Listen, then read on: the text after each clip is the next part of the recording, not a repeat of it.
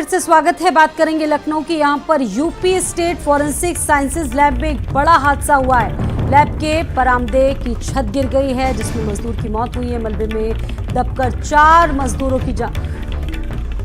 मजदूर गंभीर रूप से घायल हुए हैं। कार्यदायी संस्था जीएस एक्सप्रेस प्राइवेट लिमिटेड पर कार्रवाई नहीं हुई। अब तक कार्यदायी संस्था ने काम पूरा होने की तिथि को मिटा दिया है। जीएस एक्सप्रेस कंपनी का मालिक है संदीप आनंद। 163 करोड़ के ठेके में घटिया निर्माण के चलते ये बड़ा हादसा हुआ है, जिसमें एक मजदूर की मौत और 4 लोग गंभीर रूप से घायल हैं।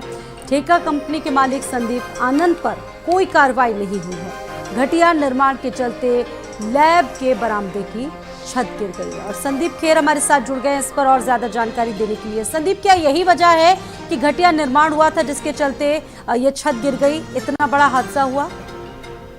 देखिए स्वाति, घटिया निर्माण की बात लगातार सामने आती रही है। लगातार कई मजदूरों को ऐसी अपनी जान से हाथ धोना पड़ा है। लेकिन कह सकते हैं कि जब इस तरीके की कार्यदायी संस्था, जिस तरीके से नाम आ रहा है कि सरोजनी नगर के पेपर्स एंड में जीएस एक्सप्रेस करके एक कार्यदायी संस्था की जो यहाँ के पूरे निर्माण का कार्य देख रही थी, 163 करोड़ रुपए से ज्यादा का आप समझ लीजिए ये पूरा टेंडर है। और इसमें घटिया निर्माण की वजह से एक मजदूर की मौत हो गई, 4 से ज्यादा लोग घायल हो चुके हैं। और स्वाति, आपको बता दें कि इस जो पूरी एक यूपी फॉरेंसिक साइंसेज लैब बन रही है, ये सबसे बड़ी लैब है देश की अगर बात करी जाए। और खुद गृह मंत्री अमित शाह यहां पर पहुंचे थे। 1 अगस्त 2021 को उन्होंने इस लैब का शिलान्यास किया था।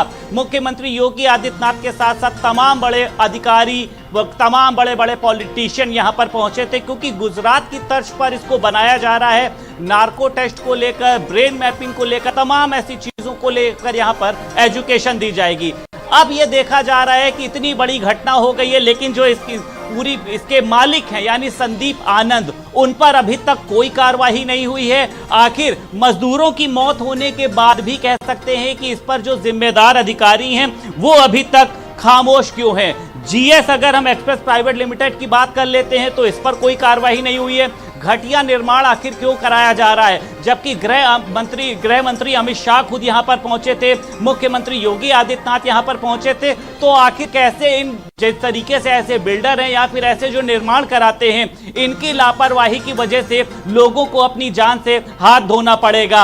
अब ऐसे में देखिए, एक बड़ी कार्रवाई की जरूरत है कि जब तक इस पूरे मामले पर अधिकारी एक्शन नहीं लेते हैं, तब तक ये भी बताया जा रहा है कि जो वहां पे आसपास काम करने वाले लोग हैं, कई बार उन्होंने भी इस चीज को देखा। संदीप, अपने यहाँ की शायद यही बड़ी विडंबना रही है कि जब कोई हादसा हो जाता उसके बाद ही कार्रवाई होती है। और आपने भी बताया कि देश की सबसे बड़ी लैब, लेकिन उसके बाद भी इस तरह से घटिया निर्माण हुआ।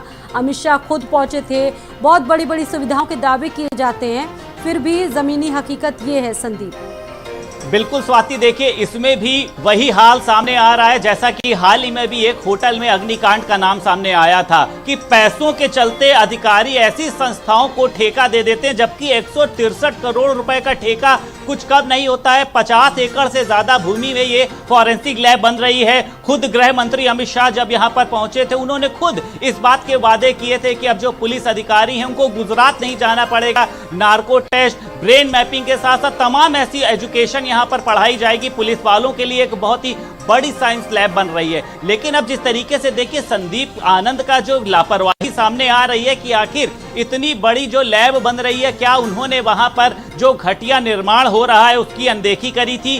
क्या उन मानकों को नहीं पूरा किया गया? और आखिर इनको ठेका किस बेस पर दिया गया है? क्योंकि इतना बड़ा प्रोजेक्ट का निर्माण हो रहा है, लखनऊ में मेट्रो भी बनी है, तमाम ऐसी चीजें बनी हैं, लेकिन कभी भी इस तरीके की अनियमितताएं सामने नहीं आई है। जिस तरीके से जीएस की ये कंपनी की पूरी एक अनियमितता सामने आ रही है, लापरवाही सामने आ रही है। आप समझ सकती हैं कि जिस घर का एक व्यक्ति इस दुर्घटना में जिसकी मौत हो जाती है, उसके घर पे किस तरीके से बीत रही होगी। क्या उसको किसी तरीके का मुआवजा दिया जाएगा? मुआवजा तो दिया जा सकता है, लेकिन उसकी जान वापस नहीं आ सकती है। मजदूर वहां पर गया था काम करने के लिए, रोजगार के लिए, कि वहां से जो पैसा मिलेगा उससे वो अपने परिवार का पेट पाल सकेगा। लेकिन संदीप आनंद के घटिया निर्माण की वजह से, लापरवाही की वजह से इतनी बड़ी घटना हो जाती है और उसके बाद अभी तक 24 घंटे से ज्यादा का समय, लेकिन ना ही उसकी कंस्ट्रक्शन कंपनी पर कोई कार्रवाई, ना ही संदीप आनंद पर कोई कार्रवाई। तो साफ तौर पर ये संदीप, ये देखना महत्वपूर्ण होगा कि कार्रवाई कब होती और किस तरह से होती। बहुत बहुत शुक्रिया जानकारी के लिए। ग्रेटर नोएडा से